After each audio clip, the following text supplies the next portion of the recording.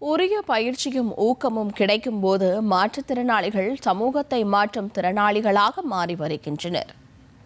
சேலம் கல்லூரி மாணவர் சுதர்ஷன் காது கேளாதவர்களுக்கான பஞ்சாபில் நடைபெற்ற தேசிய அளவிலான இறகுப்பந்து போட்டியில் தங்கப்பதக்கம் வென்று சாதனை படைத்துள்ளார்.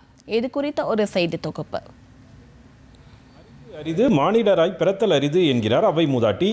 அரிதான மானிட பிறவியிலும் ஒரு சில குறைபாடுகள் சிலரை மாற்றுத்திறனாளிகளாக மாற்றிவிடுகின்றன.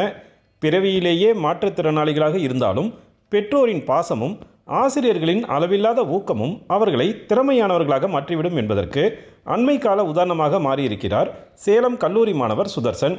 சேலம் கிச்சிபாளையத்தைச் சேர்ந்த இருசக்கர வாகனம் பழுது பார்க்கும் சண்முக சுந்தரம் நாகலட்சுமியின் மகனான சுதர்சன் 70% செவித்திறன் குறைபாடு உள்ளவர். தந்தை இறகுப்பந்து விளையாடுவதை பார்த்து விளையாடத் தொடங்கிய சுதர்சன் படிப்படியாக வளர்ந்து பள்ளி பருவத்திலிருந்து மாநில, தேசிய மற்றும் சர்வதேச போட்டிகளில் விளையாடி வருகிறார். தற்போது பஞ்சாப் மாநிலத்தில் நடைபெற்ற காது கேளாதவர்களுக்கான தேசிய இறகுப்பந்து போட்டியில் மாணவர் சுதர்சன் ஜெர்லின் அனிகா இணை கலப்பு இரட்டையர் பிரிவில் முதலிடம் பிடித்து தங்கப் பதக்கம் வென்று சாதனை படைத்துள்ளது. தேசிய அளவிலான போட்டியில் முதலிடம் பிடித்து சொந்த ஊருக்கு திரும்பிய மாணவர் சுதர்சனுக்கு விளையாட்டு ஆர்வலர்கள் மற்றும் பயிற்சியாளர்கள் பாராட்டு தெரிவித்தனர். பயிற்சியாளர்களின் தொடர் ஊக்கமும் பெற்றோரின் அன்பும் தன்னை சாதனை புரிய வைத்ததாக கூறும் மாணவர் சுதர்சன், ஒலிம்பிக் போட்டியில் தாய் நாட்டிற்காக தங்கப்பதக்கம் வெல்வதே தன்னுடைய இலக்கு என்கிறார். 2027 சாம்பியன் வந்து வந்து ஃபின்னர்.